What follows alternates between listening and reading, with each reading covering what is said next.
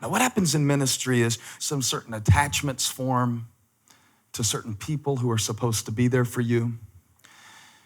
Some certain loyalties form, some certain expectations form. And if you're not careful, if you're not really, can I say this, guarded with your soul, you will minister out of a place, not necessarily out of a place of bitterness or brokenness, but maybe just out of a place of half-heartedness. It's where you're going through the motions and discharging your duties, and you're doing it from a distance. From a distance. But a couple of times you invested in people and they left. So you're kind of hesitant to invest in somebody again because I put 3 years into them, and what good did that do me? Y'all ain't gonna talk to me in main stage session 3? You're gonna look at me like this never happened to you before? Like nobody ever let you down. Like nobody ever twisted it, nobody ever didn't appreciate you. And it's little things. One guy called it death by 1,000 paper cuts. I don't know what you call it, but it happens to your soul and it happens deep down. And you can even disguise it to where no one knows that it's really happening. And you start leading from an emotional distance, from a spiritual distance. And it's not that you're not there, you're there. David was there, he was back in Jerusalem, but he wasn't in his right place. And see, we should probably go to Israel if we really want to do this message right, because you would have to see how the city gates worked in Jerusalem. So there's like an outer wall and an inner wall.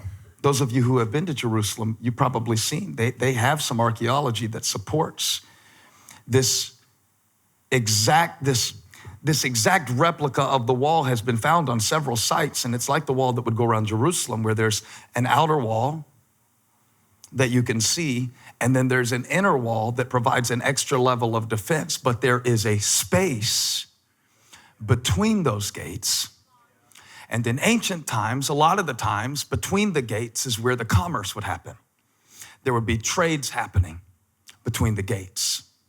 There would be situations where judges would set up seats between the gates, and they would have hearings when someone had a grievance. They would bring the grievance between the gates. The prophets would often prophesy between the gates, between the outer wall and the inner wall. I'm trying to give you a principle from David's life that might apply to you where you are today, because everybody has an outer wall that people see. Our church has one, your church has one.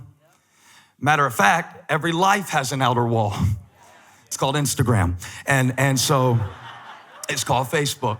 And there's an outer wall. Maybe that represents the surface. Maybe that represents what you wore. Maybe that represents how you smell. Maybe that represents, your fade. Maybe that represents for you the way you speak. Maybe that represents your image. There's the outer wall, our logo and our branding and our website, and all this stuff is wonderful. I think that you really have to care about that. Some people will not take you seriously, and they will not see the contents that you have to offer on the inside, because they can't get past the package that is sloppy on the outside.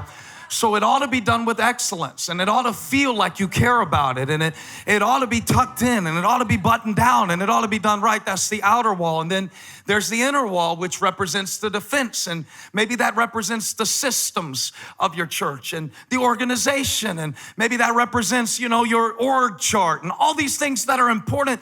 But every church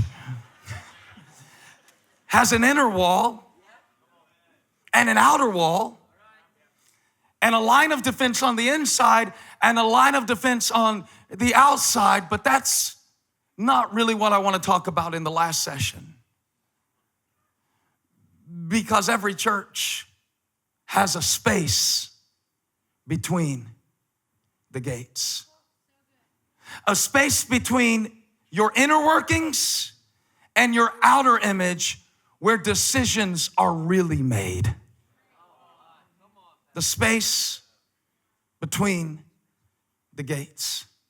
And in the space between the gates, not only were judgments made, but there was a special seat reserved for the king. And when the king would sit in his seat between the gates, the people would come to him.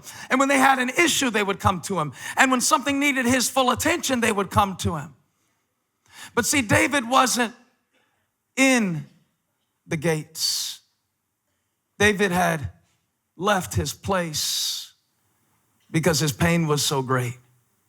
David had left his place perhaps because his confidence had left him.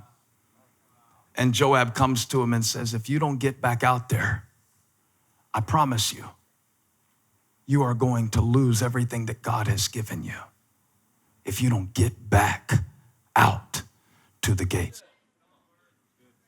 Now let me teach a little bit. Get back in the gate. So that means you got to check your gratitude. Write it down, gratitude. This isn't on the screen. I didn't even know I was going to preach it till I grabbed the mic. Check your gratitude. Because I remember this one scripture we quote all the time that says, enter his with. Gratitude is the gateway drug. You know that. So here's how you check what's happening between the gates in your ministry. Are people saying get to, or are they saying got to?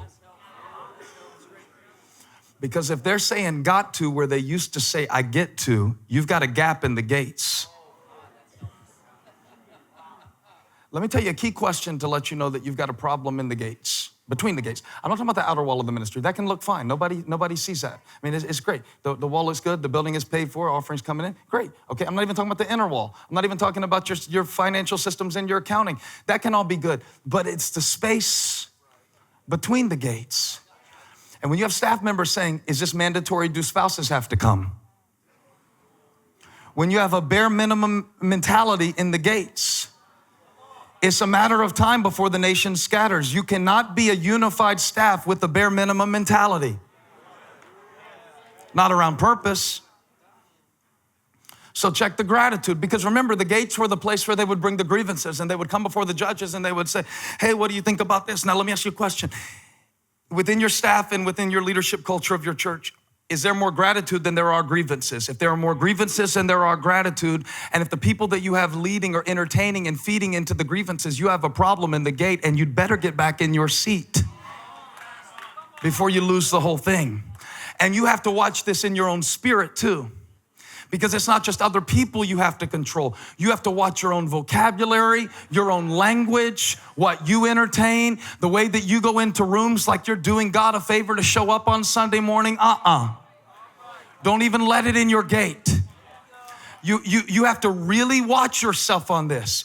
You can't start thinking that, somehow God is indebted to you because he recruited your illustrious service into the royalty of his courts. You don't want to allow any of that into your mentality. You want to stay in a space where you do not permit anything that resembles ingratitude to come out of your mouth, because the mouth is the gateway. So squash it at the gate or it will destroy you in the battle. Sometimes you got to look at yourself and go, really? That's how I check myself. Really? You really want to do this right now? You really want to complain that you got to preach again? Because I guarantee you there's a 25-year-old who wants it like you used to want it, and I'll give him the mic if you don't want it. But see, if you don't challenge your sense of gratitude, you will begin to take for granted what was once such a joy, and you'll be weeping over Absalom, and the people are waiting for you to take your place in the gate. So check your gratitude. And check it regularly. And command it to come front and center. I command my heart to be grateful. Gratitude isn't a feeling, it's a decision. This is the day the Lord has made. I will rejoice and be glad in it.